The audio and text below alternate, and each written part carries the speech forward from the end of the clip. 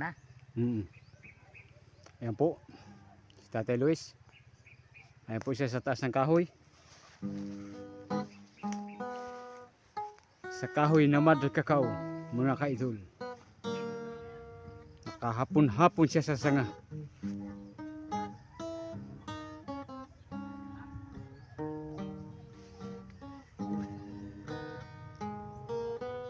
Nakauwi na po kami. Nagmula kami sa sitio Kanginsa.